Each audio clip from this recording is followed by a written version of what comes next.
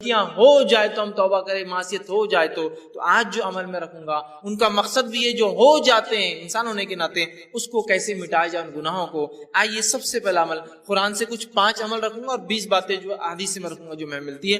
پہلا عمل جو ہم کو کرنا ہے جو گناہوں کو مٹا دیتا ہے، جس کے تعلق سے اللہ رب العزت نے قرآن نے فرمایا ہے، اور وہ سورہ جو ہے انفال سورہ نمبر 8 آیت نمبر 20 میں اللہ نے فرمایا اور کہا ہے، وہ ہے اللہ کا تقوی اختیار کر۔ اللہ کا تقوی اختیار کرنا ایک ایسا عمل ہے جس سے اللہ رب العزت چاہے انسان کتنے ہی گناہ کرے ان گناہوں کو دھو دیتا ہے، گناہوں کو مٹا دیتا ہے، گناہوں کو صاف کر دیتا ہے۔ اللہ رب العزت فرماتا ہے سورہ انفال سورہ نمبر 8 آیت نمبر 20 کے اندر کہتا ہے، یا ایھا الذین آمنوا ان تتقوا اللہ یجعل لکم فرقانا ویکفر عنکم سیئاتکم ویغفر لکم واللہ ذو الفضل العظیم۔ دیکھیے اللہ رب العزت نے کیا فرمایا اور کہا، یا ایھا الذین آمنوا، اے وہ لوگوں جو ایمان لائے ہو، تم اگر اللہ کا تقوی اور ڈر اختیار کرو گے، اللہ کا پاس و لحاظ اختیار کرو گے تو ہم تمہیں ایک فرق کرنے والی چیز عطا کریں گے، فرقان عطا کریں گے، فرق کرنے والی چیز عطا کریں گے۔ وَيُكَفِّرْ عَنْكُمْ سَيِّئَاتِكُمْ، اور تم سے تمہارے گناہوں کو معاف کر دیں گے۔ وَيَغْفِرْ لَكُمْ، اور تمہاری مغفرت کر دیں گے۔ وَاللَّهُ ذُو الْفَضْلِ الْعَظِيمِ، اور اللہ بہت بڑے فضل کا مالک۔ تو دیکھیے جو تقوی اختیار کرتا ہے، اللہ کا تقوی کا معنی ہوتا ہے پاس و لحاظ رکھنا، عام معنی ڈر ترجمہ ہوتا ہے، لیکن پاس و لحاظ رکھنا بھی ایک معنی ہے کہ جس رب نے مجھے پیدا کیا اس کا پاس و لحاظ رکھوں، اس کا خیال۔ جیسے کہ آپ سواری میں سوار ہیں، بس میں سوار ہیں، ایک بوڑھا آدمی آتا ہے تو آپ اس کو اپنی جگہ دیتے، کیوں؟ اس کی عمر کا پاس و لحاظ رکھتے ہیں۔ تو اسی طرح اللہ کا تقوی مانے میرے رب نے مجھے پیدا کیا، اس کا میں پاس و لحاظ رکھوں، اور جو وہ کہتا ہے وہ کروں، جس سے روکتا ہے اس سے رکوں۔ تو کہا جو اللہ کا ڈر اختیار کرے گا، ایمان والو تم اگر اللہ کا ڈر اختیار کرو تو میں تمہیں ایک فرقان، فرق کرنے والی چیز عطا کروں گا، اور تمہارے گناہوں کو معاف کر دوں گا، اور جو ہے تمہاری مغفرت کر دوں گا، اور اللہ جو ہے بڑے فضل کا مالک ہے اللہ رب العزت۔ تو اس چیز کو ہمیں سمجھنے کی بے انتہا ضرورت ہے۔ اللہ کے تقوی کی بہت بہت بہت بڑی اہمیت یاد رکھیے، جو کہ آج ہم بھول چکے۔ تقوی کے اتنے فائدے ہیں۔ ویسے آج کا عنوان چونکہ وہ اعمال ہے جو گناہوں کو مٹا دیتے ہیں، اس لیے میں دوسرے فائدے نہیں رکھ رہا ہوں۔ اتنے فائدے اسی کو انتہائی تقوی اختیار کرنے کے، لیکن افسوس کی بات ہے اللہ کا تقوی آج بہت کم ہمیں نظر آتا ہے۔ اس لیے کہ جس کے پاس اللہ کا تقوی ہو وہ ہر گناہ سے پہلے سوچتا ہے کہ میرے رب کو مجھے جواب دینا ہے، اس کا پاس و لحاظ رکھوں اور میں ان گناہوں سے اپنی نفس کو۔ اور جس کے پاس تقوی نہیں ہوتا، ہم دیکھتے ہیں وہ جانوروں سی اور من مانی زندگی دنیا میں گزارتا ہے۔ دوسری جگہ سورہ طلاق سورہ نمبر 65 آیت نمبر 4 اور 5 میں اللہ فرماتا ہے کہتا ہے، وَمَن يَتَّقِ اللَّهَ يَجْعَل لَّهُ مِنْ أَمْرِهِ يُسْرًا، جو اللہ کا تقوی اختیار کرتے ہیں ہم اس کے کام میں آسانیاں کر دیتے ہیں۔ آگے فرمائے امری یسرا ذالک امر اللہ انزلہ الیکم ومن یتق اللہ یکفر عنہ سیئاتہ ویعظم لہ اجرا۔ دیکھیے اللہ کیا فرماتا ہے اگلی آیت میں کہ جو اللہ کا ڈر پاس و لحاظ اختیار کرتا ہے اللہ اس کے معاملات آسان کر دیتا ہے۔ اور اللہ رب العزت آگے فرما رہا ہے کہ اللہ نے جو ہے تمہارے طرف ایک اپنا ایسا حکم اتارا ہے کہ اگر اس حکم کے مطابق تم تقوی اختیار کرو تو اللہ تمہارے گناہوں کو جتنے سیئات ہیں اس کو معاف کر دے گا، اور اللہ تعالیٰ بہت بڑے اجر دینے پر قادر ہے، بہت بڑے اجر کا مالک۔ تو یہاں بھی دیکھیے تقوی اختیار کریں گے تو معافی کی بات ہوئی، ہمارے گناہوں کو مٹا دینے کی بات ہو رہی ہے۔ تو سب سے پہلا کام مجھے اور آپ کو جو کرنا ہے وہ اللہ کا تقوی اختیار کرنا ہے، اس لیے کہ اس کے بہت سارے فائدے ہیں۔ نبی اکرم صلی اللہ علیہ وسلم جو خطبہ حاجہ پڑھتے ہیں اس خطبہ حاجہ میں یہ آیت آپ بار بار جو ہے تلاوت کیا کرتے تھے، جو میں نے بھی خطبے کے ابتدا میں پڑھی، یا ایھا الذین آمنوا اتقوا اللہ وقولوا قولا سدیدا، اے وہ لوگوں جو ایمان لائے ہو سیدھی اور سچی بات کرو، یصلح لکم اعمالکم، اللہ تمہارے اعمال کی اصلاح کرے گا، ویغفر لکم ذنوبکم، تمہارے گناہوں کو معاف کرے گا۔ تو یہاں بھی دیکھیے اللہ رب العزت نے فرمایا کہ یا ایھا الذین آمنوا اتقوا اللہ، اے وہ لوگ جو ایمان اللہ کا تقوی اختیار کرو، اگر تقوی اختیار کرو گے تو تمہارے اعمال کی اصلاح کریں گا، وَيَغْفِرْ لَكُمْ ذُنُوبَكُمْ، تمہارے گناہوں کو بھی معاف کر۔ تو یہ بے انتہا ہمارے لیے ضروری ہے کہ ہم اللہ کا تقوی اختیار کریں اگر ہم چاہتے ہیں کہ اللہ ہمارے گناہوں کو معاف کرے۔ دوسرا عمل ہمیں جو کرنا ہے جو قرآن سے ملتا ہے، جس کی اختیار کرنے سے انشاءاللہ ہمارے گناہ دھل جائیں گے، معاف ہو جائیں گے، مٹا دیے جائیں گے، اللہ انہیں بخش دیں گا، اپنی رحمت سے انہیں ختم کر دیں گا، وہ عمل ہے اطاعت رسول صلی اللہ علیہ وسلم۔ نبی اکرم صلی اللہ علیہ وسلم کی اطاعت سارے زندگی کے ہر شعبے میں، پیدائش سے لے کر موت تک، لمیٹڈ ایڈیشن نہیں۔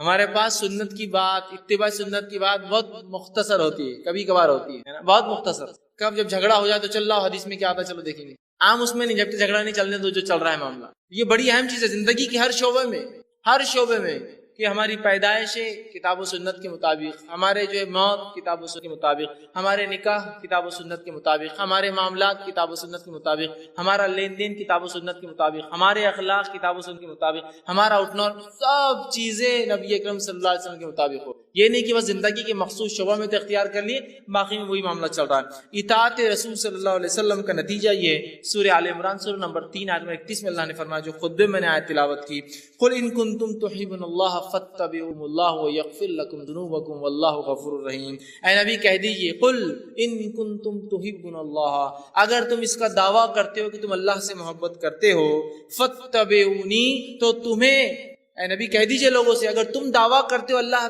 کی جو ہے محبت کا، تو میری اتباع کے سوا کوئی چارہ نہیں ہے. نبی کو کہا جا رہا ہے کہو وَيَغْفِرْ لَكُمْ ذُنُوبَكُمْ، اور جو نبی کی اتباع کریں گا اللہ اس کے گناہوں کو معاف کر دے گا. وَاللَّهُ غَفُورٌ رَحِيمٌ، اللہ بہت زیادہ بخشنے والا اور رحم. تو یہاں دیکھیے بات واضح ہو رہی ہے، اور ایسی کئی آیتیں، سینکڑوں آیتیں قرآن میں، کہ نبی کی اتباع کرنے والے کے گناہ معاف ہو جاتے ہیں، اور نبی کی موجودگی میں تیز آواز سے بات کرنا بھی اعمال کو برباد کرنے کے لیے اور جہنم میں جانے کے لیے کافی ہوتا ہے. دونوں ہی بات یاد ہے. نبی کی اتباع گناہوں کو معاف کر دیتی ہے، اور نبی کی نافرمانی اس حد تک کہ نبی کے موجودگی میں تیز آواز سے بات کرنا بھی انسان کے جو ہے گناہوں کو معاف کر دے. جو ہے انسان کے جو ہے نیکیوں کو اگر نبی کی موجودگی میں تیز آواز سے بات بھی کرے تو اس کی نیکیاں برباد ہو جاتی ہے. یاد رکھیے، اس کے نام عمل خالی ہو سکتا ہے. جو ہے حجرات اٹھا کر آپ دیکھیے، ابتدائی آیت اسی پر ہے. نبی کی موجودگی میں تیز آواز بھی نہیں کرنا ہے. یاد رکھیے، یہ بات بڑی اہم ہے. اور نبی کے ادب میں ایک چیز یہ بھی یاد رکھیے، نبی کے ادب میں ایک چیز شامل ہے کہ نبی کا نام لے کر نہ پکارا جائے. اللہ رب العزت نے اپنی کتاب میں رسول اکرم صلی اللہ علیہ وسلم کو صرف 4 بار نام سے پکارا ہے. ایک بار تذکرہ تو عیسیٰ علیہ السلام کے واقعے میں ہو کہ عیسیٰ علیہ السلام نے بشارت دی کہ میرے بعد ایک نبی آئیں گے جس کا نام احمد ہوگا. واقعے کو اس میں تذکرہ ہے. 4 بار نام لیا، صرف 4 آیتیں سے. اس کے بعد جو اللہ رب العزت نے یا ایھا الرسول، یا ایھا النبی، یا مدثر، یا مزمل، ہے نا، نام لیا. ادب ہے. ان لوگوں کو غور سے سننا چاہیے جو دھڑلے سے چلا کر یا محمد یا محمد کتنی بار بول رہے ہیں. یہ ادب ہے نبی کا. اور پتہ نہیں گا رہے ہیں اس کو، اور پتہ نہیں گانے میں 1000 بار وہ نام آ رہا ہے. نبی اکرم صلی اللہ علیہ وسلم کا نام آنے پر آپ پر درود بھیجنا ہم پر واجب ہے. تو اللہ عزت کر رہا ہے اپنے نبی کی، اور اللہ نے نام بہت مختص 4 ہی بار لیا صرف اپنے نبی. یہ ادب ہے نبی کا. یاد رکھیں، صحابہ بھی اللہ کے رسول صلی اللہ علیہ وسلم کو نام سے نہیں پکارتے تھے. یہ بات سن. تو اطاعت رسول اتنی اہم چیز ہے کہ اطاعت کرو گے جنت میں جاؤ گے، گناہ معاف ہوں گے. اطاعت نہیں کرو گے، صرف نبی کی موجودگی میں تیز آواز بھی کرو گے، تو اپنے نام عمل کو جو ہے خالی پاؤں گے روز قیامت نیکیوں سے. تو نبی کی اطاعت، فرما برداری، یہ بڑی اہم چیز ہے. صحیح بخاری کی روایت ہے، نبی اکرم صلی اللہ علیہ وسلم فرمایا، کہا کل امتی یدخلون الجنت الا من ابا، میرے سارے کے سارے امتی جنت میں جائیں گے سوائے ان کے جو انکار کر دے. سوال ہوا، پوچھا گیا، قیل من ابا یا رسول اللہ، اے اللہ کے رسول صلی اللہ علیہ وسلم کون انکار کریں گا جنت میں جانے سے؟ فرمایا، قال من اتانی دخل الجنہ، جس نے میری اطاعت کی وہ جنت میں جائیں گا. ومن عصانی فقط ابا، جس نے میری نافرمانی کی اس نے خود جنت سے انکار کر دیا دنیا کے اندر. بڑی اہم بات یاد رکھیے. تو ہم اطاعت رسول کو اپنے اوپر لازم جان لے اور ہر زندگی کے شعبے میں یاد رکھیں. تیسرا وہ کام جس کے کرنے سے انشاءاللہ اللہ ہمارے گناہوں کو معاف کرے گا، ہم کو پاک کر دے گا، صاف کر دے گا، وہ ہے کبیرہ گناہوں سے اپنی نفس کو بچانا. قرآن میں اللہ رب العزت فرماتا ہے سورہ نساء سورہ نمبر 4 آیت نمبر 31 میں، اور کہا ان تجتنبوا کبائر ما تنہون عنہ نکفر عنکم سیئاتکم وندخلکم مدخلا کریما. کہ اللہ فرماتا ان تجتنبوا کبائر، کہ اگر تم کبیرہ گناہوں سے اگر بچتے رہو جس سے تمہیں روکا گیا ہے، نکفر عنکم سیئاتکم، تو ان کبیرہ گناہوں سے بچنے کی بنیاد پہ ہم تمہارے گناہوں کو دوسرے معاف کر دیں گے. پتہ چلا کہ کبیرہ گناہوں سے بچنا ضروری ہے اگر صغیرہ گناہوں کو ہم معاف کروانا چاہتے ہیں تو. اس لیے کہ کبیرہ گناہ کے لیے تو توبہ لازم ہے، بچنا بھی ضروری ہے تاکہ صغیرہ گناہ معاف ہو. تو کہا اگر تم کبائر سے بچتے رہو تو ہم تمہارے صغائر چھوٹے گناہوں کو، دیگر گناہوں کو، دیگر معاملات کو انشاءاللہ معاف کر دیں گے. تو یہاں کہا کہ اگر تم بچتے رہو کبائر سے جس سے روکا گیا تو ہم معاف کر دیں گے، تم سے ہٹا دیں گے سیئاتکم، تمہارے گناہوں کو. فرمایا وندخلکم مدخلا کریما، اور عزت کی جگہ مطلب جنت میں تمہیں ہم داخل. تو ہمیں اگر اللہ سے ہم چاہتے ہیں کہ ہمارا صغیرہ گناہ معاف ہو تو کبیرہ گناہوں سے ہمیں اپنے آپ کو بچانا ہے. صحیح مسلم کی روایت ہے، ابو ہریرہ رضی اللہ عنہ حدیث کے راوی فرماتے ہیں، غور سے سنیے. آپ نے فرمایا 5 نمازیں جمعہ سے لے کر جمعہ تک اور رمضان سے لے کر رمضان تک، مطلب ایک نماز سے دوسری نماز ایک جمعہ سے دوسرا جمعہ، ایک رمضان سے دوسرے رمضان تک آپ فرما رہے ہیں رمضان المبارک تک اپنے درمیانی گناہ جو وقفے میں ہوتے ہیں ان کو معاف کروا دیتے ہیں. ایک نماز سے دوسری نماز کی جو گناہ ہوتا ہے وہ معاف کروا دیتی ہے. ایک جمعہ سے دوسرا جمعہ آدمی جب تک پڑھتا ہے تو وہ جمعہ سے جمعہ تک ایک آنے والا جمعہ پچھلے گناہوں کو معاف کر دیتا ہے، اور ایک رمضان سے اگلے رمضان آنے تک جب انسان اس میں اچھے عمل کرتا ہے تو اللہ اس کے گناہوں کو سال بھر کے مطلب ڈیلی، ویکلی اور ایئرلی گناہ کیسے معاف ہوتے بتایا جا رہا. نماز سے نماز، جمعہ سے جمعہ، رمضان سے رمضان. تو آپ نے فرمایا گناہ معاف ہو جاتے ہیں، مطلب یہ معاف کروا دیتے ہیں. معاف کرنے والے نہیں، گناہوں کو دور کرنے والے اعمال ہیں. بس شرط ہے کہ اب یہ تینوں کب ورک کریں گے، کنڈیشن اپلائیڈ. نماز سے نماز کب گناہوں کو معاف کروائیں گی، جمعہ سے جمعہ کب گناہوں کو معاف کروائیں گا، رمضان سے رمضان کب گناہ معاف ہوں گے. آپ نے فرمایا بس شرط ہے کہ کنڈیشن اپلائیڈ ہے کہ کبیرہ گناہوں سے بچتا رہے. ہوں گے بچنا ضروری، نہیں ہوں گے تو پھر انسان کہاں بچیں گے. بچنا ضروری ہے. میں کبیرہ گناہوں سے اپنی نفس کو بچاتا رہتا ہوں تو لہٰذا میرے صغیرہ بھی معاف ہو جائے. ایک نماز سے دوسری نماز، ایک جمعہ سے دوسرا جمعہ، ایک رمضان سے دوسرا رمضان تب معافی ہوں گی جب ہم کبیرہ گناہوں سے بچتے رہیں. ورنہ بہت سارے لوگ ہوتے ہیں، یہ ہم لوگ ان باتوں کو سن لے جو حدیث میں آ رہی ہے، بہت اچھی باتیں، اور کبیرہ گناہ سے نہ بچے تو پھر یہ باتیں معافی نہیں دلوانے والی، اس لیے کہ کبیرہ گناہ جو ہے بغیر توبہ کے. اسی طرح چوتھا عمل جو قرآن میں آتا ہے کہ جو انسان اگر اختیار کرے تو اس کے گناہ پچھلے معاف ہو سکتے ہیں. جو خطا کاریاں، جو اس نے جو ہے برے کام، جو سیاہ اعمال وہ کر چکا ہے جس سے اس کی زندگی پہ دھبے لگے ہیں، اور وہ اگر آخرت میں چلا جائے، اس کا رب معاف نہ کرے تو وہ جہنم میں جائیں گا، وہ ہے سچائی کو اختیار کرنا، صدق کو اختیار کرنا، سچ کو اختیار کرنا. اس لیے کہ اللہ رب العزت نے سچ اختیار کرنے کے فائدے جو بتائے اس میں سے ایک فائدہ یہ ہے کہ گناہ کو معاف کر دیتا ہے. اللہ رب العزت قرآن میں یوں فرماتا ہے، اور سورہ جو زمر کی آیت ہے، سورہ نمبر جو 39 اور آیت نمبر 34 اور 35 میں اللہ نے اور فرمایا والذی جاء بالصدق وصدق به اولئک هم المتقون، کہ اللہ نے فرمایا کہا اور جو لوگ سچے دین لائے اور جو سچائی کو جانے اس پر عمل کرے یہی لوگ نیکوکار ہے، پارسا ہے، صاف ستھرے لوگ ہیں. لہم ما یشاؤون عند ربہم ذلک جزاء المحسنین، اور ان کے رب کے پاس وہ جو چاہیں گے ان کو وہ دیا جائیں گا، یہ محسنین کے لیے، نیک کرنے والوں کا بدلہ ہے. لیکفر اللہ عنہم اسوأ الذی عملوا، اور ان کو جو وہ چاہیں گے وہ ملیں گا، اور اللہ ان سے معاف کر دے گا جو گناہ ہوتے ہیں، جو اعمال میں انہوں نے کیے ہیں. وَيَجْزِيَهُمْ أَجْرُهُمْ بِأَحْسَنِ الَّذِي كَانُوا يَعْمَلُونَ، اور ان کو گناہ معاف کر دیں گا، ان کو نیکیاں دے دیں گا، اور جو ہے ان کو ایک بہت بہترین اور نیک بدلہ اس کا عطا فرمائیں گا. تو یہاں دیکھیے اس آیت میں جو صدق کو، سچائی کو اختیار کرتے ہیں، اور الذی جاء بالصدق، سچ کو اختیار کیا، سچ کے مطابق زندگی گزارا، دین اسلام کو اختیار کیا، دین کے مطابق زندگی گزارا، تو اس کا بدلہ یہ کہ اس کے تمام گناہ اللہ معاف کر دیتا ہے، بخش دیتا ہے. یاد رکھیے سچائی کے بڑے فائدے یاد رکھیے، اور ہم تمام لوگ جو اگر سچائی کو اختیار کرتے ہیں تو انشاءاللہ عزیز ہمارے گناہ معاف ہو جاتے ہیں. صحیح بخاری کی روایت ہے، عبداللہ ابن مسعود رضی اللہ عنہ حدیث کے راوی فرماتے اور کہتے ہیں نبی اکرم صلی اللہ علیہ وسلم فرمایا کہا سچ کو لازم پکڑو، کیونکہ سچ نیکی کی طرف رہنمائی کرتا ہے، اور نیکی جنت کی جانب رہنمائی کرتی ہے. اور آدمی سچ بولتا ہے اور سچ بولتا ہے اور سچ بولتا ہے حتیٰ کہ اس کا نام سچوں میں لکھ دیا جاتا ہے. اور پھر آگے آپ نے فرمایا کہا اور یاد رکھو جھوٹ سے بچو، اس لیے کہ جھوٹ برائی کی طرف لے جاتا ہے اور برائی جہنم کی طرف لے جاتی ہے. انسان جھوٹ بولتا ہے اور جھوٹ بولتا ہے اور جھوٹ بولتا ہے اور اس کا نام کذاب جھوٹوں میں لکھ دیا جاتا ہے. تو ہمارے لیے بے انتہا ضروری ہے ہم سچ کو اختیار کریں، جھوٹ سے بچے، اس لیے کہ اللہ رب العزت جو ہے سچ بولنے والوں کو ان کے گناہوں کو جو ہے معاف کرنا. پانچواں عمل جو قرآن سے ملتا ہے جس سے کرنے سے ہمارے گناہ معاف ہوتے ہیں، وہ عمل ہے جو ہے صدقے کو چھپا کر دینا.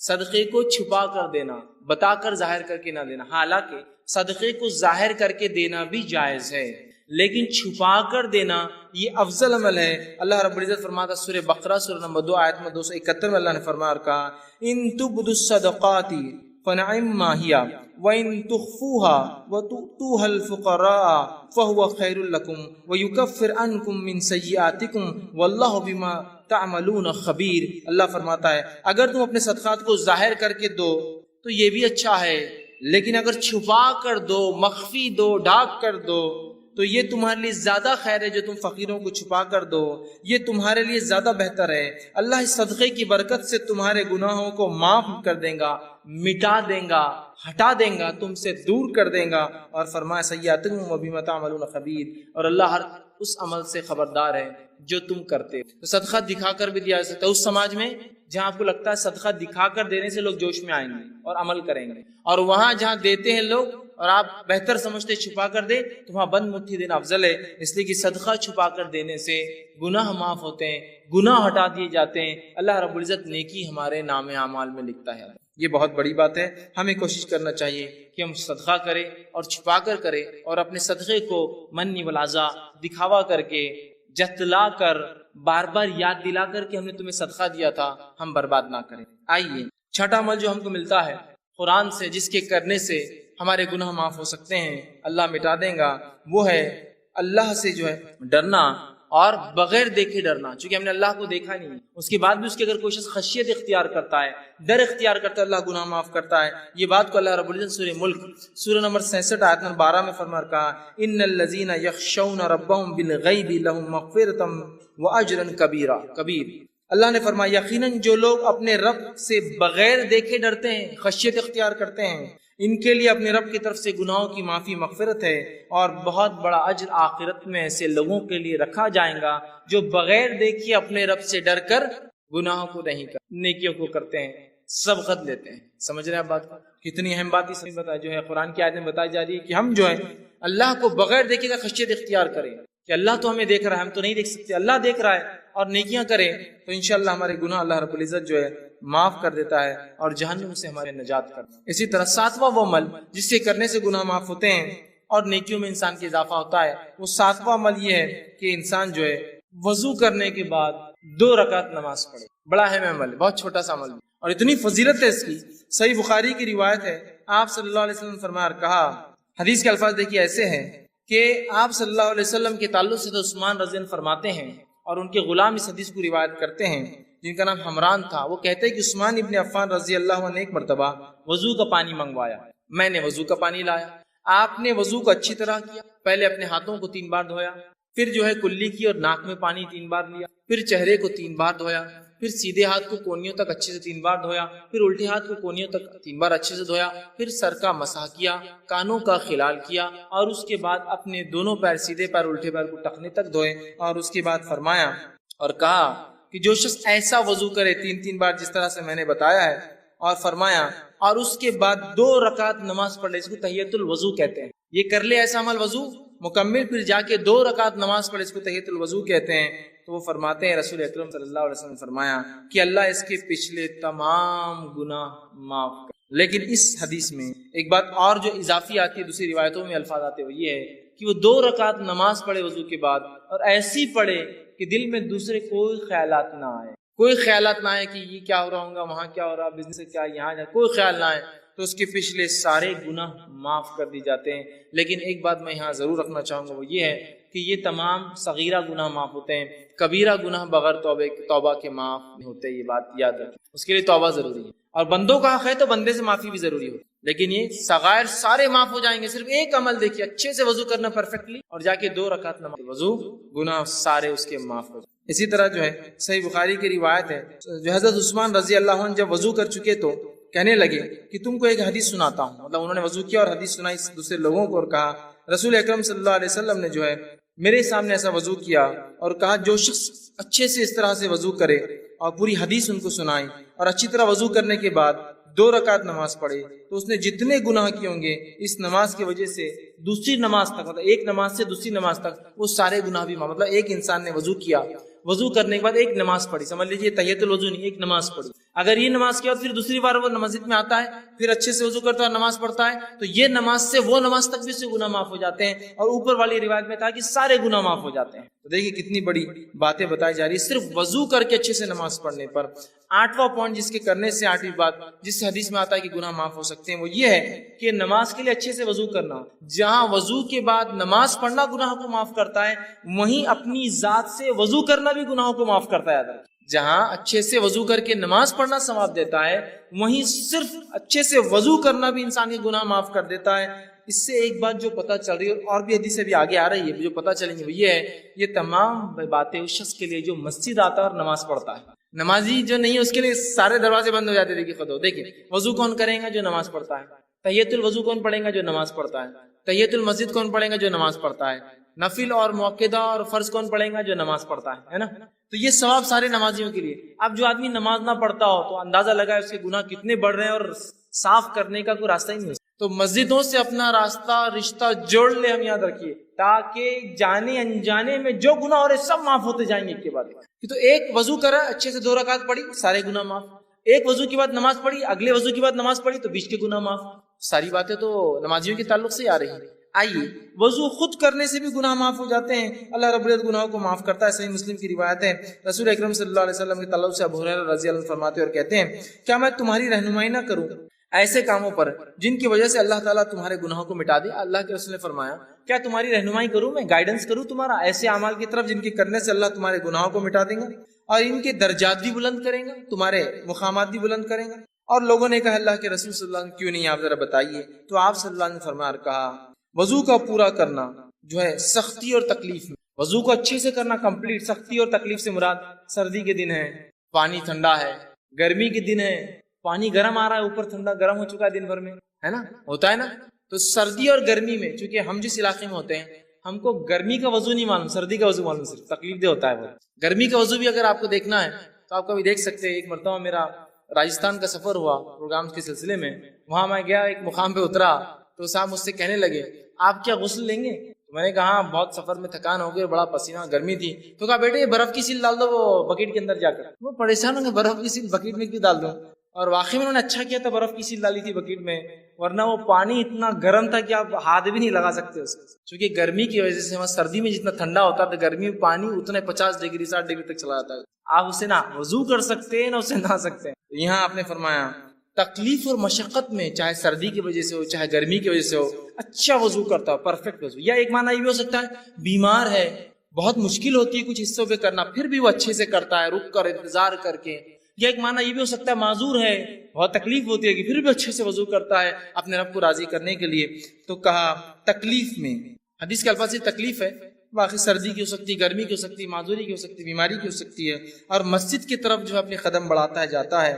تو آپ نے فرمایا اور کہا قدموں کی جو ہے کثرت ہونا اور ایک نماز کے بعد دوسری نماز کا انتظار کرنا، جو ہے یہ فرمایا کہ جو شخص اچھے سے وضو کرے اور مسجد کی طرف جائے، مطلب کثرت سے مسجد کی طرف جاتا ہے اور ایک نماز سے دوسری نماز کا انتظار کرتا ہے، یہ تینوں لوگوں کے گناہ معاف کر دی جاتے ہیں۔ کون؟ پہلا انسان اچھے سے پرفیکٹ وضو کرنے والا، دوسرا کثرت سے پیدل مسجد جانے والا، اور تیسرا فرمایا ایک نماز کے بعد دوسری نماز کا انتظار کرنے والا۔ ان کے گناہوں کے تعلق سے فرمایا آپ نے یہ گناہ معاف کر دی جاتے ہیں۔ آپ نے صحابہ سے پوچھا کیا بتاؤں؟ صحابہ نے کہا بتائیے، آپ نے بتایا گناہ معاف کرنے والے عمل۔ دیکھیے یہ باتیں بھی سب نمازیوں کے لیے، پھر یہ بڑی اہم بات ہے، ہم لوگ بس نماز سے جڑے، مسجدوں سے رشتہ جڑ جائے، بس پھر انشاءاللہ عزیز بہت ساری مغفرتیں تو یہیں آتی رہیں گی، بہت سارے اعمال کی معافی ہوتی۔ اسی طرح جو ہے صحیح مسلم کی ایک بہت لمبی روایت ہے، اس روایت کے آخری الفاظ ایسے ہیں، ایک صحابی تھے جو اللہ کے رسول صلی اللہ علیہ وسلم کے پاس آئے، جن کا نام عمرو بن جو ہے ابسا تھا، اور یہ آ کر ایمان قبول کرتے ہیں، غیر مسلم تھے، ایمان قبول کا، اسلام قبول کرنے کے بعد اللہ کے رسول بہت ساری باتیں کی، بہت لمبی حدیث ہے۔ حدیث کے آخر میں ایک جملہ آتا ہے، انہوں نے پوچھا اور کہا میں نے عرض کیا اے اللہ کے رسول صلی اللہ علیہ وسلم مجھے وضو کے بارے میں کچھ بتائیے۔ نبی اکرم صلی اللہ علیہ وسلم نے فرمایا جب تم میں سے کوئی اللہ کا بندہ وضو کا پانی لے کر کلی کرتا ہے اور ناک میں ڈالتا ہے تو اس کے جتنے گناہ منہ سے اور ناک سے ہوئے سارے معاف کر دیے جائیں۔ تم میں سے کوئی شخص جب وضو کرتا ہے، کلی کرتا ہے، ناک صاف کرتا ہے تو منہ سے ہونے والے اور ناک سے ہونے والے گناہ جو ہے اس کے نتنیوں سے ہونے والے گناہ سب جھڑ جاتے ہیں۔ پھر جب وہ منہ دھوتا ہے جیسے اللہ نے اسے حکم دیا ہے تو چہرے کے سارے گناہ اس کے دھل جاتے ہیں، ٹپک جاتے ہیں، جھڑ جاتے ہیں۔ پھر اپنے ہاتھوں کو جب کونیوں تک دھوتا ہے تو کونیوں تک دھونے سے جو پانی ٹپکتا ہے سارے گناہ ہاتھوں کے جھڑ جاتے ہیں۔ پھر اس کے بعد آپ نے فرمایا کونیوں تک دھوتا ہے تو گناہ اس کے ہاتھوں سے جو ہے انگلیوں کے پور کے راستے سے سارے گناہ جھڑ جاتے ہیں۔ پھر جب سر کا مسح کرتا ہے تو سر اور بالوں سے ہونے والے تمام گناہ جو پانی نترتا ہے اس سے ختم ہو جاتے ہیں۔ پھر جب پیر دھوتا ہے اور انگلیوں کا خلال کرتا ہے تو پیر سے ہونے والے تمام گناہ جو ہے اس میں ختم۔ تو دیکھیے وضو کے بعد نمازی نہیں خالی وضو کرنا بھی سارے گناہوں کو معاف کرتا ہے. تو ہم کوشش کریں اپنے وضو کو ہم پرفیکٹ رہیں. آئیے اس کے آگے بڑھتے ہیں. نواں وہ کام جسے کرنے سے ہمارے گناہ معاف ہو جاتے ہیں وہ ہے سورۃ الفاتحہ جب نماز میں پڑھی جاتی ہے تو اس کے بعد آمین کا کہنا. نبی اکرم صلی اللہ علیہ وسلم فرماتے، صحیح بخاری کی روایت آپ نے فرمایا، ابو ہریرہ رضی اللہ عنہ حدیث کے راوی آپ نے فرمایا اللہ کے رسول صلی اللہ علیہ وسلم فرمایا جب امام آمین کہے تو تم بھی آمین کہو، کیونکہ جس کی آمین فرشتوں کی آمین سے مل جاتی ہے اس کے اگلے گناہ بخش دیے جائیں گے. ابن شہاب جو راوی روایت کرتے وہ کہتے ہیں کہ رسول اللہ صلی اللہ علیہ وسلم بھی آمین کہا کرتے تھے. دیکھیے حدیث کتنی واضح ہے. ابو ہریرہ رضی اللہ عنہ فرماتے ہیں اللہ کے رسول صلی اللہ علیہ وسلم نے فرمایا جب امام آمین کہے تو تم بھی آمین کہو. امام کو آمین کہنا چاہیے، اس لیے حدیث کہہ رہی امام آمین کہے تو تم بھی آمین کہو. حدیث بالکل واضح ہے، بخاری کی روایت ہے. جب امام آمین کہے تو تم بھی آمین کہو. جب تمہاری آمین اور فرشتے بھی آسمان پہ آمین کہتے ہیں اس کے ساتھ اگر مل جائے تو تمہارے اگلے پورے گناہ معاف ہو جائیں گے. دوسری ایک حدیث میں آپ نے فرمایا کہا جو صحیح مسلم کی روایت ہے، ابو ہریرہ رضی اللہ عنہ کے راوی اور کہتے ہیں رسول اللہ صلی اللہ علیہ وسلم نے فرمایا جب کوئی تم میں سے آمین کہے تو فرشتے آسمان پر آمین کہتے ہیں، پس اگر بندے کی اور فرشتوں کی آمین مل جائے تو اس کے اگلے گناہ بخش دیے جاتے ہیں، گناہ معاف کر دیے جاتے ہیں. کتنی اہم بات ہے. اب ہم میں سے بہت سارے لوگ آمین بولتے نہیں، تعصب کی بنیاد، لا علمی کی بنیاد پر، جہالت کی بنیاد. یہ تو بات بہرحال ہو سکتی ہے، بہت سے لوگ اختلاف کرتے ہیں آمین تیز بولا جائے ہلو بولا جائے، لیکن جو آیت جو حدیث ہے بخاری کی واضح ہے جب امام آمین کہے تو تم بھی آمین کہو. مطلب امام کو کہنا چاہیے، اسی طرح اللہ کے رسول فرمایا جب امام کہے تو تم بھی کہو. اور اللہ کے رسول خود کہتے تھے، اس لیے صحابہ نے سنا، پیچھے کہتے تھے تبھی تو سنا نا. اب کچھ لوگ کہتے نہیں وہ ہلو سے کہنا چاہیے. ٹھیک ہے، اس بات کو بھی اگر میں مان لوں، for the sake of argument بولتے ہیں نا، بحث کے تک ٹھیک ہے بات مان لیں کہ ہلو کہنا چاہیے، لیکن ہلو ہو یا تیز ہو کہنا تو ہے نا. لیکن ہلو ہے اور تیز ہو کہنا تو ہے نا. اب دیکھیے ہمارے پاس کیا ہو رہا ہے، غیر المغضوب علیہم ولا الضالین آمین انا اعطیناک الکوثر فصلی. اب اس میں تیز اور ہلو آمین کہاں ہے؟ چلیے آپ کہہ رہے ہیں کہ نہیں ہلو کہنا، ٹھیک ہے ہلو بولیں گے، لیکن آپ نے تو رکا ہی نا، ایسی گاڑی لے گئی کہ وہ اسپیڈ بریکر سے بھی سیدھا چلے گا. غیر المغضوب علیہم ولا الضالین ٹھیک ہے آپ زور سے نہیں بولنا چاہتے، لیکن بولنا تو ہے نا، دل میں بھی رکنا تو پڑے گا نا. بھاگ گئے آپ دوسری صورت کی طرف. امام کو چاہیے کہ وہ امامت کے ادب سیکھ. نبی اکرم صلی اللہ علیہ وسلم کی واضح حدیث ہے، اتنی بڑی فضیلت کو آپ چھوڑ دیتے اتنے آسانی سے. جہاں فضائل ثابت نہیں وہاں تو من مانے فضائل گڑھے جا رہے کہ یہاں سے کچھ لوگ گئے تو اللہ نے پورے خبر والوں کی مغفرت کر دیا. تم کو کیسے پتا چلا؟ رسول اللہ صلی اللہ علیہ وسلم تو چلے گئے، وہی تو بند ہو گئی، آج کیسے پتا چلا کہ فلاں لوگ فلاں جگہ سے گزرے تو اللہ نے پورے مردوں کی والے مغفرت کر دی؟ تھا آپ کو کیسے پتا چلا؟ تو جو فضائل نہیں آپ بیان کرتے رہو، جو موجود ہے کہ تم آمین کہو جب امام آمین کہے، اس لیے کہ اگر تمہاری آمین فرشتوں کی آمین سے ملتی ہے تو تمہارے گناہ معاف ہوں گے. یہ بات کو ذرا کسی کو ڈسٹرب ہو جاتی ہے نماز اس کی، اور انہیں بلا نماز ڈسٹرب ہو جاتی ہے آمین کے. میرے بھائی اللہ کے رسول صلی اللہ علیہ وسلم کا فرمان ہے، میری اور آپ کی بات نہیں، میری اور آپ کی بات نہیں ہے، یہ رسول اکرم صلی اللہ علیہ وسلم فرمان اور کئی روایتیں ہیں. چلیے آپ بولتے ہلو بولنا چاہیے، لیکن ٹائم تو دیجیے ہلو بولنے کے لیے، ولا الضالین کے بعد، تاکہ وہ کہے آمین. دل میں کہنے کو بھی تو ٹائم لگتا ہے نا. ان ہاتھیں شروع ہوگا دوسرا ہی سیدھا. بہرحال ایک بہت عمل پھر اہم ہم چھوڑ دے رہے اس کا. 10واں وہ عمل جس کے کہنے سے گناہ معاف ہو جاتے وہ عمل ہے جب امام کہے سمیع اللہ لمن حمیدہ تو پھر مقتدی کہے ربنا کہنا چاہیے. اس کی بڑی فضیلت صحیح بخاری کی روایت آپ نے فرمایا کہ جب امام کہتا سمیع اللہ لمن حمیدہ تو جو آپ نے فرمایا کہے تو تم مطلب مقتدی جو پیچھے پڑھتے ہیں اللہم ربنا لک الحمد یہ کہو. تو اگر یہ کہنا فرشتوں کے کہنے سے مل جاتا ہے، مطلب فرشتے بھی یہ کہتے ہیں آسمان مل جاتا ہے، تو آپ نے فرمایا تمہارے اگلے سارے گناہ معاف ہو. آمین پہ کہا پچھلے سارے گناہ معاف ہوتے، اس پہ کہا اگلے سارے گناہ معاف ہو جاتے ہیں. مطلب آپ نے سورہ فاتحہ پڑھی، آمین کا گناہ اگلے معاف ہو گئے، اس کے بعد سمیع اللہ لمن حمیدہ ربنا لک الحمد پڑھا، پچھلے گناہ معاف کرا. کتنی اہم فضیلت ہے نا. تو ہمیں سمیع اللہ لمن حمیدہ کے بعد ربنا لک الحمد بھی کہنا چاہیے. ٹھیک ہے، اس کی بھی بڑی فضیلت ہے اور اس کے لیے بات بتایا گیا کہ پچھلے گناہ معاف ہو جاتے. اسی طرح 11ویں بات جو بتائی گئی جس کے کرنے سے عمل کرنے سے گناہ معاف ہوتے وہ یہ ہے کامل توجہ کے ساتھ جمعے کا ادا کرنا، پورے خشوع اور خضوع کے ساتھ جمعہ پڑھنا، جمعے کی نماز پڑھنا. مطلب یہ ہفتے والے گناہ کیسے معاف ہو وہ آئی بات. وہ روز کے گناہ تھے، مطلب نماز سے نماز تھے.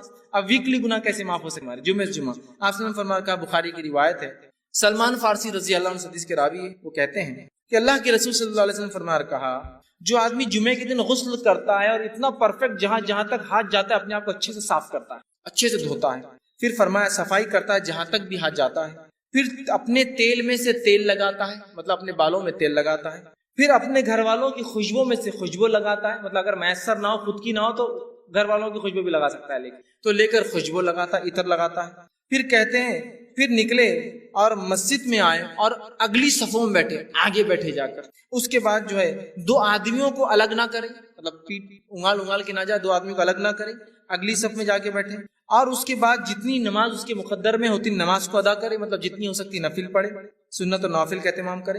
جب امام خطبہ دیتا ہے تو خاموش رہ کر غور سے اس کے خطبے کو سنے کہ وہ کیا کہہ رہا ہے، اور اس کے بعد جمعہ ادا کرے۔ تو ایسے انسان کے ایک جمعہ سے لے کر دوسرے جمعہ تک تمام گناہ معاف ہو جائے۔ جمعہ پڑھنا ہے خوشی اور خضوع کے ساتھ، ویکلی گناہ معاف کروا لینا، اچھے سے نہا، جہاں جا کر ہاتھ جا سکتا، تیل لگایا، خوشبو، دیکھیے کوئی بھی ایسی چیزیں جو آپ نے تیل لگایا، خوشبو لگائی، مسجد گئے، اگلی صفوں میں بیٹھے، لوگوں کو انگالا نہیں، مطلب خالی جگہوں میں سے گئے، اس کے بعد 2 لوگوں کو الگ نہیں کیا، نزدیک بیٹھے، خود خطیب کو غور سے دیکھا، سنا، جمعہ پڑھی، تو ایک جمعہ سے دوسرے جمعہ اس کے سارے، کتنی بڑی بات بتائی جائے۔ اسی طرح جو 12واں عمل جو ہے جس سے گناہ معاف ہوتے ہیں وہ یہ ہے کہ جو ہے نماز گناہوں کو مٹانے والی ہے۔ نماز خود بذات سا وضو کر کے نماز پڑھنا ہے، وضو کرنا گناہ مٹاتا ہے، نماز بھی گناہوں کو مٹاتی ہے۔ صحیح مسلم کی روایت ہے، نبی اکرم صلی اللہ علیہ وسلم عبداللہ بن مسعود رضی اللہ عنہ اس حدیث کے راوی، وہ کہتے ہیں اور فرماتے ہیں، ایک آدمی رسول اللہ صلی اللہ علیہ وسلم کے پاس آیا اور عرض کیا، اے اللہ کے رسول صلی اللہ علیہ وسلم، میں نے ایک عورت کے ساتھ زنا چھوڑ کر باقی سب عمل کیا ہے، صرف زنا نہیں کیا۔ حدیث کے الفاظ دیکھیے، اس نے کہا، یا رسول اللہ صلی اللہ علیہ وسلم، ایک عورت سے میں نے مزہ اٹھایا مدینہ کے کنارے، اور میں نے سوائے جماع کے اس کے ساتھ سب کچھ کیا، زنا چھوڑ کر باقی سب کچھ۔ آپ میرے بارے میں حکم لگا دیجیے، سزا دے دیجیے، کیا میری سزا ہوتی ہے گناہ کی؟ اللہ کے رسول جو ہے صلی اللہ علیہ وسلم کے ساتھ حضرت عمر کھڑے تھے، کہا، حضرت عمر نے کہا، جس گناہ کو تم نے چھپ کر کیا تھا، کاہے کو آ کر بتایا لوگوں کے سامنے، توبہ کر لیتے اپنے رب سے خاموشی میں۔ زنا کی تو سزا ہے، اس کی کوئی حکم نہیں ہے نا، یہ تو گناہ ہے، اس کے لیے توبہ کرنا ہے۔ تو کہا جو گناہ تم نے چھپ کر کیا تھا، اب کاہے لوگوں کے سامنے تم نے آ کر بتایا، چھپا لیتے، ٹھیک ہے۔ تو وہ شخص وہاں سے چلا گیا، رسول اکرم صلی اللہ علیہ وسلم نے اس کو واپس بلایا، کہا ادھر آؤ۔ وہ شخص واپس لوٹ کر آیا، اور واپس آنے کے بعد آپ نے کہا، اس شخص کو کہا اور فرمایا اور کہا، چونکہ وہ شخص آیا تھا اور اللہ کے رسول کے ساتھ نماز بھی پڑھی، چونکہ اس کی آگے کی تفصیلی روایت آگے آ رہی ہے، میں انشاءاللہ وہ بھی رکھتا ہوں، تو آپ نے فرمایا، کہا اقیم الصلاۃ طرفا النہار وزلفا من اللیل، کہ نماز قائم کرو دن کے وقت اور رات کے حصے میں، ان الحسنات یذہبن السیئات، اس لیے کہ نیکیاں گناہوں کو دور کر دیتی ہے، ذالک ذکر للذاکرین، اور یہ قرآن ایک ذکر ہے ان لوگوں کے لیے جو نصیحت کرتے ہیں، ذکر کرنے والے ہیں۔ تو یہاں دیکھیے کہ ان الحسنات یذہبن السیئات، نیکیاں جو ہے گناہوں کو مٹا دیتی ہے، چونکہ اس شخص نے نماز پڑھی تھی، آپ نے اشارہ کر دیا نماز پڑھو، مطلب اب تم رب سے اگر معافی مانگنا چاہتے ہو اپنے گناہوں کی تو کثرت سے نماز پڑھو۔ اسی جو ہے واقعے کے آگے تفسیرات صحیح مسلم میں آتی ہے، وہ تفسیرات ایسی آتی ہے کہ ایک شخص نبی اکرم صلی اللہ علیہ وسلم مسجد نبی میں آیا، آپ کے ساتھ آپ بیٹھے ہوئے تھے صحابہ کے ساتھ، آ کر اس آدمی نے کہا اور کہا، اللہ کے رسول صلی اللہ علیہ وسلم مجھ پہ حد قائم کر دیجیے، میں نے ایسا ایسا کام کیا ہے، گناہ کا کام کیا جس سے مجھ پہ حد قائم کر دیجیے۔ آپ صلی اللہ علیہ وسلم نے اس کا چہرہ اپنا پھیر لیا، وہ سامنے سے آیا، پھر چہرہ پھیر لیا، پھر سامنے سے آیا، پھر چہرہ پھیر لیا، پھر سامنے سے آیا، اذان ہوئی، آپ سب نے اقامت دی گئی، آپ نے نماز پڑھائی، اس نے نماز ساتھ پڑھی، نماز کے بعد پھر آ گیا اور کہنے لگا کہ مجھ پہ حد قائم کی، میرے سے یہ گناہ ہو گئے۔ تب اللہ کے رسول صلی اللہ علیہ وسلم سے کہا اور پوچھا، جس وقت تو گھر سے نکلا تھا تو کیا تو نے اچھی طرح وضو کیا تھا؟ جب تو یہاں کے لیے آیا تھا مجھ سے ملنے، تو نماز کا وقت بھی تھا، تو نے گناہ کیا تھا، وضو کر کے آیا تھا؟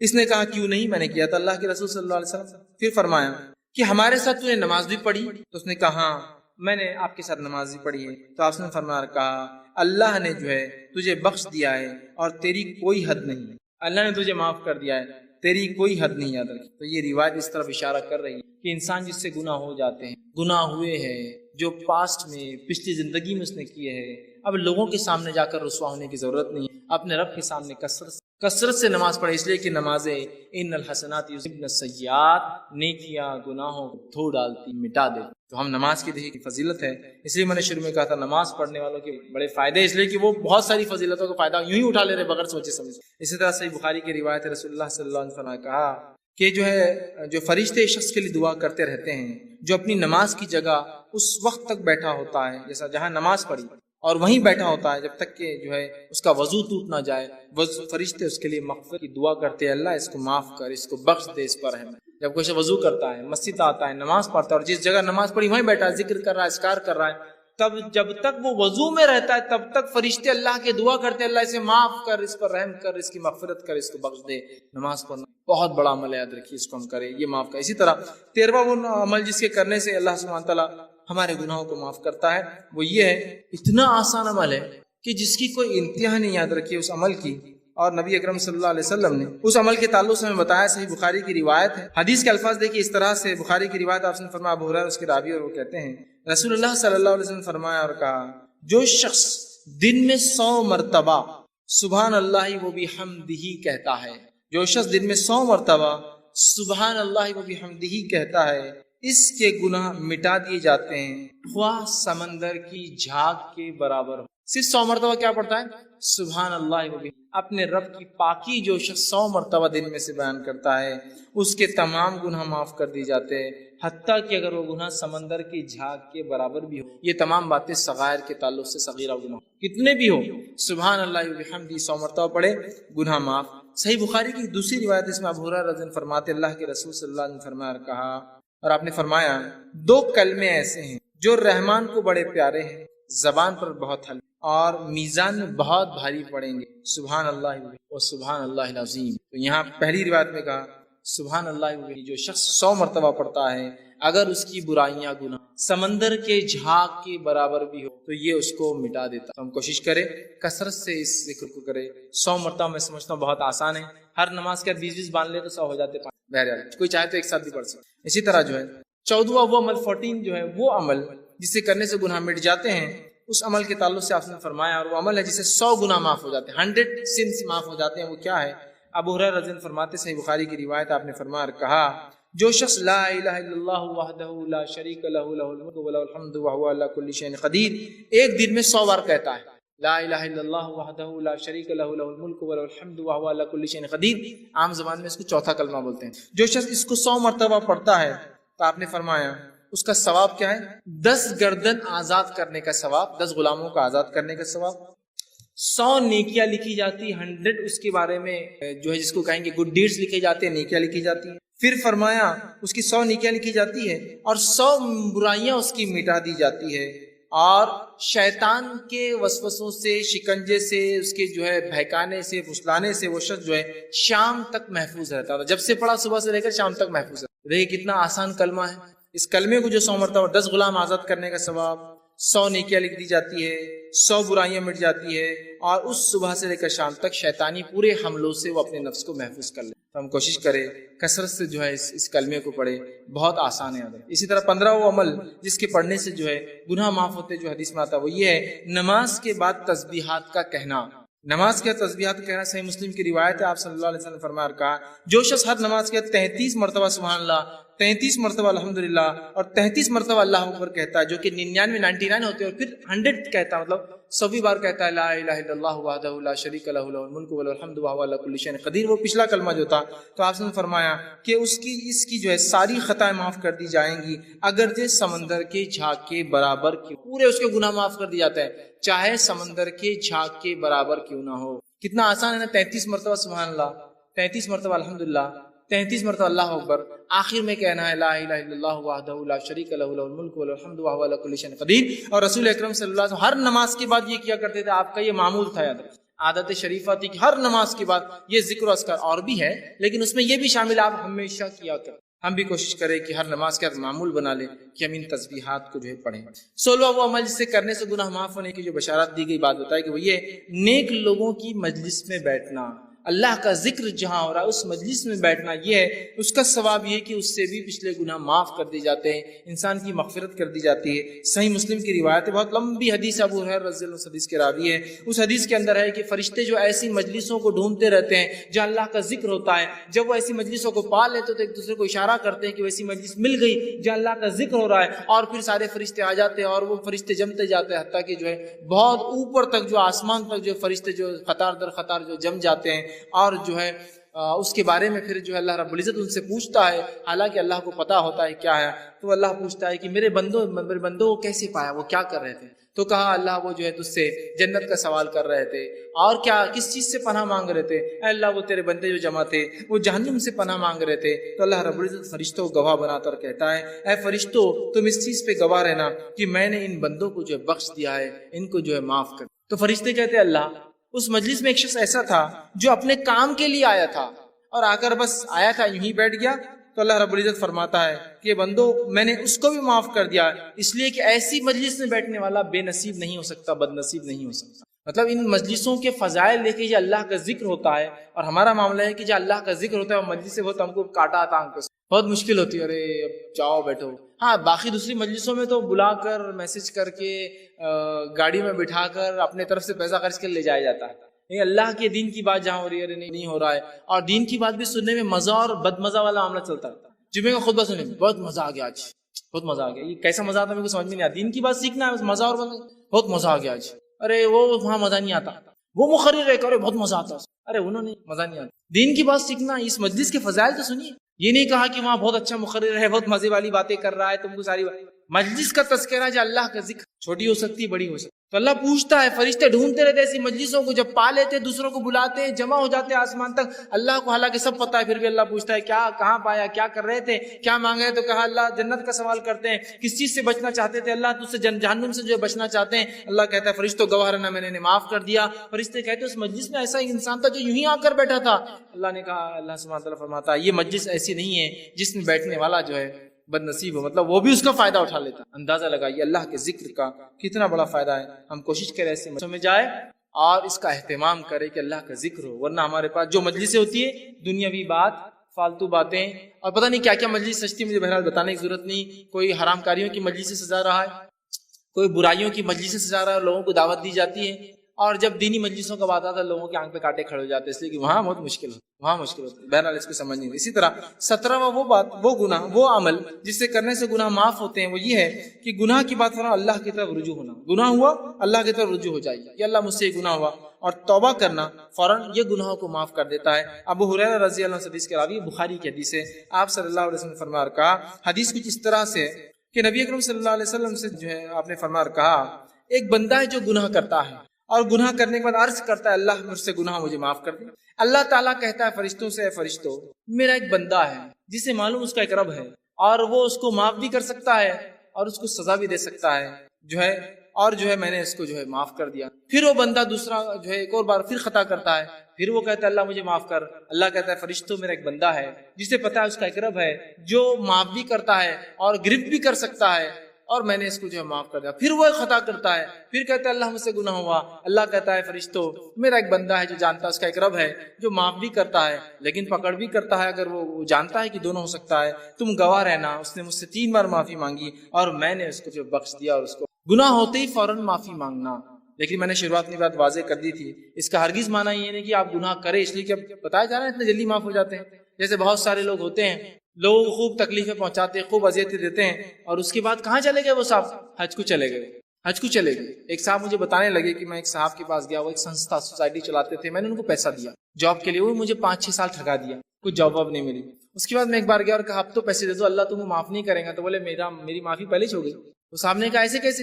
میں نے حج کر کے آ گیا نا، بولے تو جتوں کا پہلے لیا تھا حج کر کے آ گیا تو پورا کلیئر کر دیا، بولے پرانا اب میرے پہ نہیں رہا۔ تو اندازہ لگے گویا حج کو ہم نے ایک طریقہ بنایا گناہ کرنے کا، گناہ ہو جائے تو نیکیاں کرنے سے مٹ جاتے ہیں، لیکن اس کا ہرگز مطلب نہیں گناہ کرو اس لیے کہ نیکیاں پھر کرو تاکہ مٹا دو۔ میں جا کے آ کے حج کو مفتی صاحب نے بول دیا کہ وہ پچھلا سب ختم ہو گیا، بندوں کا بھی ختم ہو گیا اور اللہ کا بھی ختم ہو گیا سب، اندازہ لگائی۔ تو بہرحال تو اس حدیث کے اندر دیکھیے وہ بندے سے خطا ہوئی، اس نے معافی مانگی، پھر خطا ہوئی، پھر معافی مانگی، پھر خطا ہوئی، پھر معافی مانگی، تو اللہ رب العزت جو ہے اس کی مغفرت کر دی۔ اور اس کے آپ نے حدیث فرما، حدیث کے الفاظ دیکھیے اس طرح سے، ایک مالک ہے جو گناہ بخشتا ہے اور جو ہے گناہ پر سزا بھی دیتا ہے، میں نے اپنے بندے کو 3 بار بخش دیا ہے، اب وہ جو ہے جیسے چاہے اعمال کرے، تو میں نے اس کی جو ہے مغفرت کر چکا ہوں، میں نے اس کی مغفرت کر دی، معاف کر دیا۔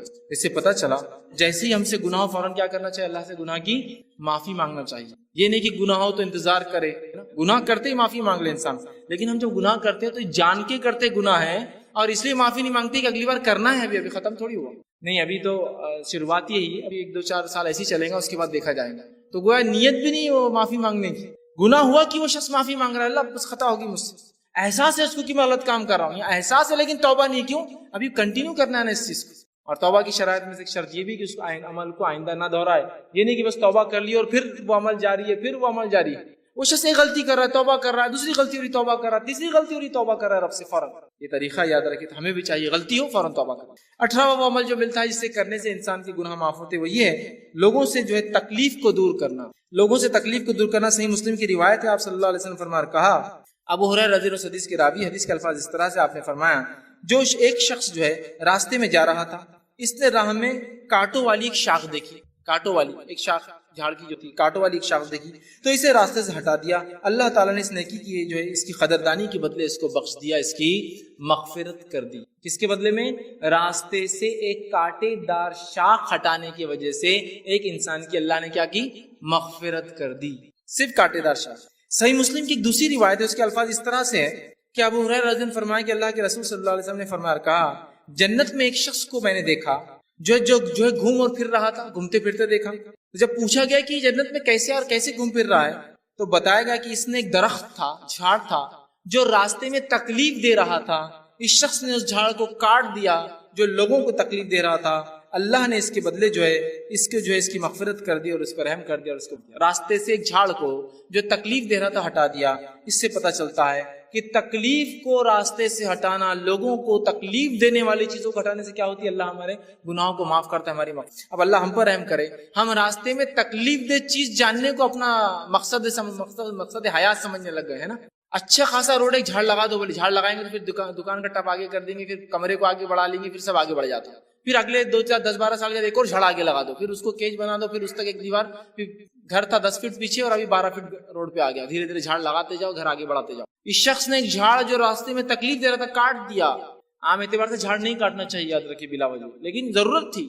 ایک شخص نے کانٹے دار جو ہے چھڑی جو راستے میں پڑی تھی ہٹا دی، جو لوگوں کو چبھ رہی تھی. آج ہم لوگوں کے راستے بند کرنے کانٹے لگا دیتے ہیں، لوگ جا رہے ہیں یہاں سے، راستہ ذرا بند کرنا پڑتا. یہ الگ بات ہے کسی کی زمین جائیداد ہو اور لوگ اس میں گھس رہے ہوں تو آپ روک سکتے ہیں، لیکن لوگ رکا رہے نہیں، یہ راستے کو اپن ختم کر دیں گے، تھوڑی بار اپنے گھر کو اپن ادھر سے بند کر کے پورا لے لیں گے، ایریا لگا دو کانٹے.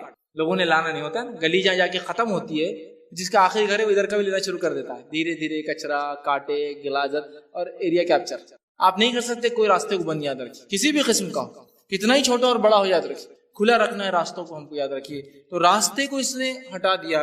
انسانوں سے تکلیف دہ چیز ہٹانے سے بھی اللہ رب العزت مغفرت کرتا ہے اور معاف کرتا ہے، گناہ ہمارے معاف ہوتے. تو ہم کوشش کریں ہم سے کسی کو تکلیف نہ ہو اور ہم راستے سے تکلیف کو ہٹانے والے بنے، اس لیے کہ یہ ہمارے ایمان کا حصہ ہے. نبی اکرم صلی اللہ علیہ وسلم نے فرمایا ایمان کی 70 سے زیادہ 77 کے قریب شاخیں ہیں، اس میں سب سے افضل شاخ لا الہ الا اللہ ہے اور سب سے نچلی جو ہے وہ ہے راستے سے تکلیف دے جانا. تو یہ ہمارے ایمان کا بھی حصہ ہے. ہماری گاڑیاں کہاں پارک ہو رہی ہیں، ہماری چیزیں جو ہم رکھ رہے ہیں تو اس سے کیا کسی کو تکلیف ہو رہی ہے نہیں ہو رہی ہے، بہت سوچنا پڑے گا آپ کو. اس لیے کہ راستے سے تکلیف دہ چیز ہٹانا ہمارا طریقہ ہے، راستے میں تکلیف پیدا کرنا یہ مومن کا شے ہے. 19واں وہ عمل جس سے کرنے سے گناہ معاف ہوتے ہیں جو حدیث میں آتا ہے وہ یہ ہے جو ہے کوئی تکلیف آنے پر صبر کرنا. ایک تو دوسروں کو تکلیف نہیں دینا اور ایک اپنے پہ تکلیف آئے تو صبر کرنا، یہ بھی جو ہے نیکیاں دیتا ہے، یاد رکھیں گناہوں کو معاف کرتا ہے. نبی اکرم صلی اللہ علیہ وسلم نے فرمایا، صحیح مسلم کی روایت ہے، عبداللہ بن مسعود رضی اللہ عنہ کے راوی اور کہتے ہیں کہ ایک دن رسول اللہ صلی اللہ علیہ وسلم کے جو ہے پاس میں گیا، آپ جو ہے بخار میں مبتلا تھے. میں نے آپ کے جسم مبارک پہ ہاتھ رکھے تو آپ کو بہت شدید بخار تھا. آپ صلی اللہ علیہ وسلم کے تعلق سے میں نے سوال کیا کہ اللہ کے رسول آپ کو تو بہت زیادہ بخار ہے. تو آپ صلی اللہ علیہ وسلم نے فرمایا مجھے 2 آدمیوں کے برابر بخار آتا ہے. مطلب اتنا بخار آپ کو آتا تھا جتنا 2 آدمیوں کو، مجھے 2 آدمیوں کے برابر بخار آتا ہے.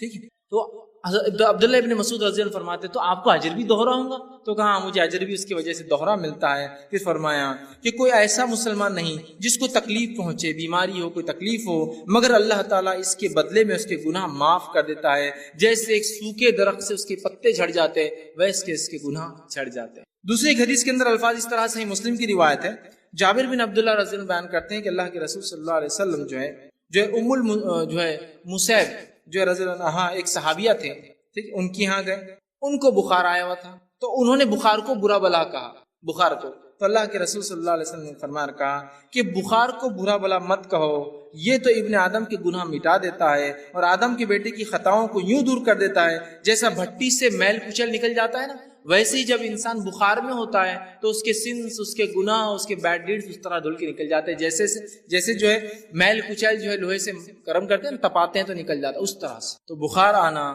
تکلیف ہونا، بیماری آنا، اس سے بھی مومن کو جو ہے نیکیاں ملتی ہے اور اس کے گناہ جو ہے معاف ہوتے ہیں. یاد رکھیے اس بات کو بھی ہم سمجھیں, اور جب ہمیں کوئی تکلیف آئے اس تکلیف پہ ہم جو ہے صبر کرنے کی کوشش کریں. اس تعلق سے بہت ساری باتیں بہرحال صبر کے تعلق سے آپ پہلے بھی سن چکے. 20واں وہ عمل جسے کرنے سے گناہ معاف ہوتے ہیں روایتوں میں آتا ہے, وہ یہ ہے کہ اللہ تعالیٰ کی رضا کے لیے حج یا عمرہ کرنا.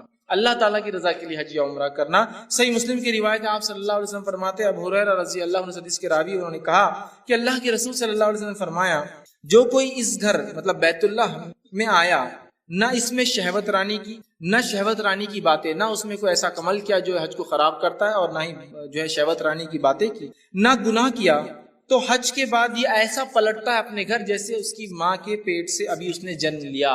اور ظاہر سی بات ہے, انسان جب ماں کی پیٹ سے پیدا ہوتا ہے تو وہ سن لیس ہوتا ہے, بغیر گناہوں کے ہوتا ہے. تو اللہ تعالیٰ کی رضا کے لیے حج اور عمرہ کرنے سے کیا ہوتا ہے, اس کے سارے گناہ انسان کے معاف ہو جاتے ہیں. لیکن یہ خالص اللہ تعالیٰ کے لیے کیا گیا حج.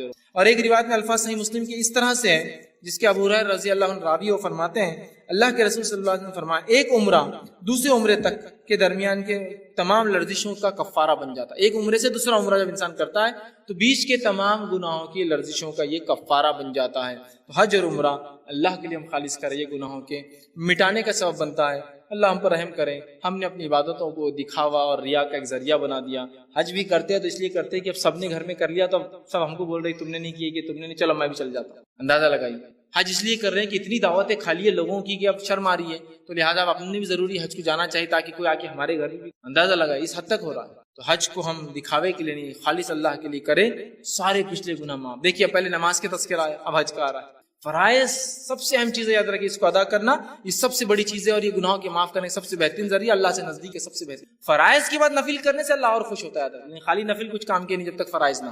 بہت سے لوگ ہوتے ہیں فرائض چھوڑ دیتے نفل میں لگے ہیں, فرائض کے بعد نفل اللہ قبول کرتا ہے. اسی طرح 21واں عمل جسے کرنے سے گناہ معاف ہوتے ہیں, وہی یوم عرفہ اور عاشوری کے دن کا روزہ رکھنا. یوم عرفہ اور عاشوری کے دن کا روزہ رکھنا, 9 ذی الحجہ کا اور 10 محرم کا روزہ رکھنا, یہ بھی گناہوں کو معاف کرتا ہے. صحیح مسلم کی روایت ہے, آپ صلی اللہ علیہ وسلم نے فرمایا اور کہا, عرفے کے دن کا روزے کے بارے میں پوچھا گیا تو آپ نے فرمایا اور کہا کہ یہ جو ہے 1 سال گزرے ہوئے اور 1 سال آنے والے گناہ کا مطلب 2 سال کے گناہوں کا کفارہ ہے. اور پھر فرمایا کہ جو 10 محرم کا جو عاشورے کا روزہ ہے وہ 1 سال کے گزرے ہوئے گناہ کا کفارہ ہے. مطلب عرفے کا ایک روزہ 2 سال کے گناہوں کا کفارہ, اور عاشورہ کے 2 روزے ہوتے ہیں, ایک 9 کا یا 10 کا آپ رکھ سکتے ہیں, وہ 1 سال کے گناہوں کا کفارہ. کتنا اہم عمل ہے, لیکن اس کو بھی ہم بآسانی چھوڑ دیتے ہیں. آئیں گا عاشورہ دیکھا جائیں گا, سنت تو ہے نا, اتنا کوئی ضروری عمل نہیں, اس لیے کہ فرض تو باقی ہم پورے کر رہے ہیں.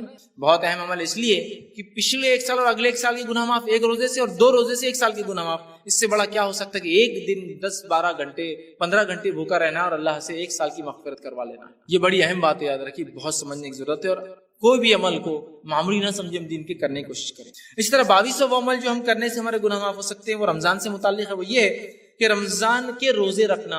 جو شخص رمضان کے روزے اس نیت سے رکھے کہ اللہ اس کا مجھے اجر دے گا. بخاری کی روایت ہے, ابو ہریرہ رضی اللہ عنہ حدیث کے راوی فرماتے ہیں, جس شخص نے ایمان کے ساتھ ثواب کی طلب کی نیت سے رمضان کے روزے رکھے تو اللہ تعالیٰ اس کے پچھلے گناہوں کو.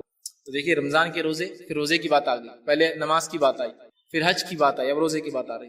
روزے رکھنے سے اللہ ہمارے پچھلے گناہ رمضان کے رکھنے سے معاف کر دیتا ہے. کوشش کرے کہ بلا وجہ روزے نہ چھوڑے. خاص طور سے دیکھا ہے تو عورتیں بہت روزے چھوڑتی ہیں, مرد بھی چھوڑتے ہیں بہانے اور بڑے ان کی عادتیں اور لت اور فلاں فلاں, لیکن عورتیں بہت وہ کرتی, اس لیے کہ والدین بولتے نہیں بچی ہے, ایک بچی کمزور رہتی بچیاں, اس لیے ہم روزہ نہیں رکھا ہے, اور وہ کمزوری اور نہیں رکھانے میں شادی ہو گئی, پھر اس کے بچے ہو گئے, فلاں ہو گئے, بیچاری کو عادت ہی نہیں لگی روزے کی. کبھی روزہ رکھے تو چکر آ رہے, روزہ رکھے تو گر جاتی, روزہ رکھے تو ہیموگلوبن کم ہو جا رہا, روزہ رکھے تو فلاں ہو جا رہا, روزہ رکھے تو یہ ہو جا رہا. عادت نہیں ہے نا. 10 سال ہو جاتے انسان بالغ ہوتا ہے, روزہ رکھنا ہے, تو آپ پہلے سے ٹریننگ دیجیے نا. عمر بن خطاب رضی اللہ عنہ کو دیکھا گیا, چھوٹے چھوٹے ان کے بچے تھے, آپ نے روزہ رکھوایا. کسی نے کہا امیر المومنین آپ کے بچے چھوٹے, روزہ کیوں رکھوایا؟ کہا عادت ڈالنے کے لیے. ظاہر سی بات 10 سال میں نماز فرض ہے تو روزہ بھی ہے, تو اچانک اب 10ویں سال کا بچہ پورے 30 روزے رکھیں گا, ٹریننگ دینا پڑیں گی نا.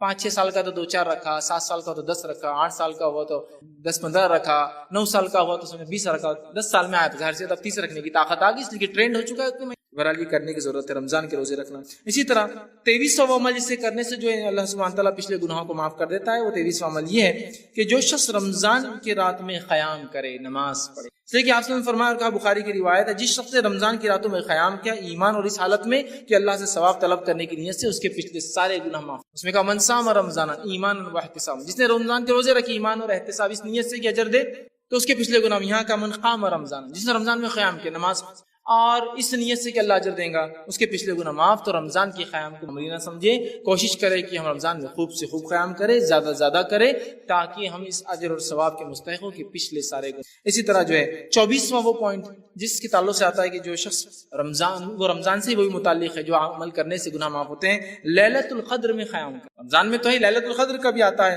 بخاری کی روایت آپ نے فرما کہا، جس شخص نے ایمان اور ثواب کی نیت سے شب قدر میں قیام کیا، اس کے پچھلے گناہ معاف کر دی جائے۔ لیلۃ القدر یہ کوئی ایک رات نہیں ہے جیسا کہ ہوتا ہے آج عموماً، جو آج 27 ہے اور ہمارے پاس یہ رائج ہے ہندوستان میں کہ 27 کو لیلۃ القدر سمجھتے نہیں۔ لیلۃ القدر جو ہے آخری عشرے کی 5 طاق راتوں میں سے کوئی ایک رات ہے، یاد رکھیں، جو کہ 21 رمضان جو جا چکا ہے وہ بھی ہو سکتی تھی، 23 رمضان جو کہ وہ بھی گزر چکا ہے وہ بھی ہو سکتا، 25 رمضان جو وہ بھی گزر چکا وہ بھی ہو سکتا تھا، آج 27 ہے یہ بھی ہو سکتا ہے، اور آنے والی 29 بھی ہوتی ہے۔ لیکن افسوس کی بات ہے ہم لوگ صرف ایک رات مناتے۔ کیوں؟ نہیں 5 راتیں جاگنا نہیں ہوتا، بہت مشکل ہوتی، جاب کا مسئلہ، آخری عشرے میں تو دھندا ہوتا، بزنس ہوتا، چھوڑ کے جا سکتے، فلاں ہیں۔ یہ لوگ جو جاگ نہیں سکتے، بزنس نہیں چھوڑ سکتے، نوکری نہیں چھوڑ سکتے، ان سے کبھی سوال ہو کہ آپ کی بہن کی بھائی کی شادی کتنی راتیں جاگے؟ تو میری بہن کی شادی کا کیا پوچھ رہے ہیں، 15 راتیں جا کے نکالا میں۔ آپ بیمار ہوئے تو کتنی راتیں؟ ارے بیمار ہو گئے امی ہمارے ابا تو 10 راتیں 20 راتیں ہم جا کے نکالے۔ بچے کی پیدائش کے اندر میری کئی راتوں کی نیند نہیں ہوئی، تو یہ سب برداشت ہوتے ہیں، لیکن دین کے لیے 5 راتیں جاگنے کو تیار نہیں، دنیا کے لیے، تکلیف کے لیے، مصیبت کے لیے، شادی کے لیے، بیاہ کے لیے، بلکہ شادی بیاہ میں تو رج جگہ بلکہ ایک سسٹم ہی جو ہوتا ہے راتوں میں جاگنے کا۔ اور پھر ایک نتیجہ یہ ہے کہ ڈپلیکیٹس نائٹس اتنے منا لیتے ہیں کہ ریئل نائٹ جب آتی ہے تو چھوڑ دیتے ہیں۔ اور اگر شب قدر کو پانا ہے اور اگر اس کو پانے کے لیے بھی کوشش کر رہے ہیں تو 5 راتوں میں سے ایک ہے، اور اس میں پھر 5 میں سے بھی کیا کرتی معلوم ہم نے؟ ایک رات کو خاص الگ کر دی، بولے وہ 27 کی ہے، اور وہ بھی کیسے منا رہے ہیں؟